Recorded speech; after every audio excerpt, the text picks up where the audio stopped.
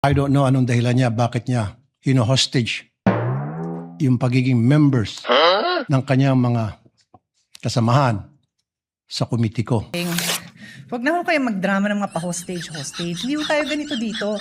And I certainly hope that you don't set a precedent kasi I don't know the Senate President to be that way. I don't know the Majority Floor Leader to be that way. He happens to be seated beside the former Senate President.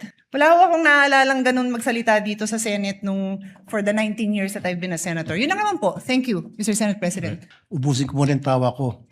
Never po ako nagdrama dito. Simula nung ako'y maging senador, never ever po ako nagsinungaling nagdrama rito.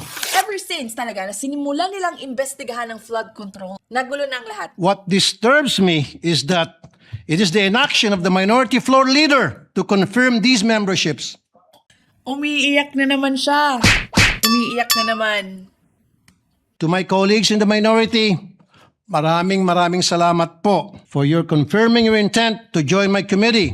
But to the minority leader, my good friend, My good friend? Ewan ko lang, napaka-plastic mo, Raffy Tulfo. Senator Alan Peter Cayetano, it is time that we cooperate so that we may get back to legislating. If you have time to go on FB Live, maybe you have time to confirm or give the go signal to your minority members. Kasi Mr. President, pabalik-balik na po yung staff ko sa office ni Senator Peter Alan Cayetano para kumuha raw ng go signal nang sa gayon yung kanyang mga members ay ma-elect na sa committee ko. And all of them were saying we're more than happy and willing to sign, pero ayaw ni Senator Cayetano, Alan Cayetano. I don't know anong dahilan niya, bakit niya hino-hostage yung pagiging members ng kanyang mga kasamahan sa committee ko. Hino-hostage niya po yung mga LEDAC bills sa kanyang pagtanggi na bigyan ng go signal ang kanyang mga kasamahan sa minority para pumirma. Mr. President, sana makarating to kay Senator Alan Peter Cayetano. Kanina sana kausapin ko po siya, kaso wala po siya dito ngayon. Therefore, I have no choice para dalhin to sa floor. Maraming salamat, Mr. President. Senator Pia Cayetano. Thank you, Mr. Senate President. Actually, I don't really have to stand anymore because the Senate President already responded in the manner that I believe is becoming of the Senate. Senator Tulfo, madali niyo naman akong tanungin, alam niyo naman kapatid ko si Alan, kung gusto niyong may parating. Huwag na ho kayo magdrama ng mga pa-hostage. Hindi ho tayo ganito dito. And I certainly hope that you don't set a precedent kasi I don't know the Senate President to be that way. I don't know the Majority Floor Leader to be that way. He happens to be seated beside the former Senate President. The Minority Floor Leader doesn't happen to be here. I can talk to him. Pag in-ignore niya kayo and the next day, wala pa rin, then sige, sabihin niyo yung gusto niyo. Pero huwag naman sanang ganun.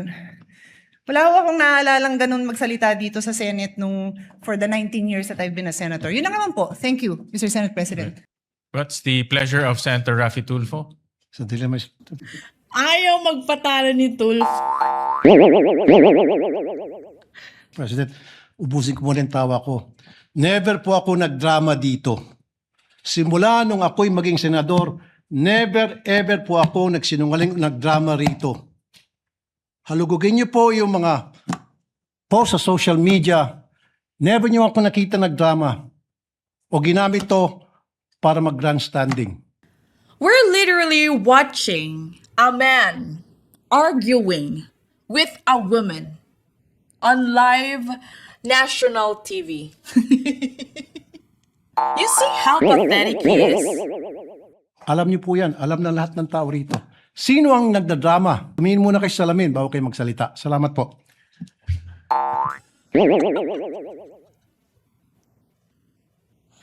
Alam niyo si Tulfo, hindi siya pwedeng Senado. Pang lang siya dapat. Pang radyo lang talaga. Alam niyo yung pang-away mga asawa. Yun lang. Hindi siya pwede sa Senado. Raffy Tulfo, again, Your Highness talks like he's complaining sa radyo niya. Why would you air that grievance out on national TV? I'm just curious. It only shows how incompetent you are, Rafi Tulfo. You can't even think straight. Puro kayo reklamo dyan. And as Attorney Boa put it, parang genuine innocent mind. In short, wala kang alam sa totoong sistema at diskarte ng batas. When you can't fix things using competence or your own way, anong gagawin? Eh di magpapaka-victim card sa Senado at sa national TV. How pathetic. And let's be clear as well. Arguing with Pia Cayetano will not help you look good either. No. This is at least one of the major reasons why you and Erwin Tulfo and others do not deserve to sit in the Senate. Pangradyo lang kayo eh. Pangkumbento lang kayo ng mga personal na reklamo pero hindi kayo pang Senado. Not even close. You know why? Because national legislation requires depth, maturity, statesmanship, at hindi puro drama at bunganga sa ere, puro pasigaw. Diba? Puro humiliation. Kayo ang major example ng maling senador na binoto. That's just facts. Ngayon, marami sa inyo ang magsasabi na nagdadrama lang din naman si Pia. Barilan sa loob ng Senado, that is not normal. It's not normal. I've been watching the political landscape for a long time. It has never, ever happened before. Ayun lang. This is unprecedented. Pia is being vocal about her fear. And in my opinion, her concern is completely valid. Sabi pa nga niya, in many years as a senator, she has never felt this kind of takot. Now, I want you to think about the human side of this. She's worried about her staff, her colleagues, okay? These are people with their own families, their own kids, waiting for them at home. And yet, how are people reacting? Nagdadrama lang daw siya. Minamak pa siya, diba? Sasabihin na hindi naman kinamusta ang iba. Like, are you kidding me?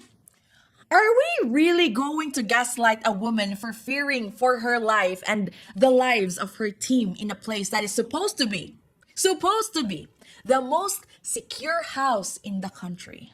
Isn't her point valid? Ever since talaga na sinimulan nilang imbestigahan ng flood control, nagulo na ang lahat. Everyone has their own team. Walang unity. Hindi nagkakasundo. And it's always one against another. Politika na lang ang umiiral imbes na serbisyo. At bakit parang normal na lang ang ganitong klaseng gulo? For sake of the dust and the nasty smells, switch to the pet healer Tofu Cat Litter. It's totally eco-friendly, flushes down the toilet easily, and locks in odors instantly. Your cats and your nose will thank you. Check the link below. Are you planning a trip or need a reliable ride down south? Check out Tacloban Lady Car Rental. It's clean, well-maintained vehicles, smooth transactions, and hassle-free service to get you safely wherever you need to go in Leyte. So look them up on their official Facebook page at Tacloban Lady Car Rental. Again, it's Tacloban Lady Car Rental. Don't neglect your pearly whites. Drop by DRVR Dental Clinic, located right in the heart of Tondo, Manila. It's professional care, top-tier service, and a super friendly team to give you that confident, pain-free smile without breaking the bank. Take it from me because I personally did my teeth whitening with them. It's a dental clinic where beautiful smiles begin with gentle care. And for appointments, call 0993-952-4394. Again, that's 0993-952-4394.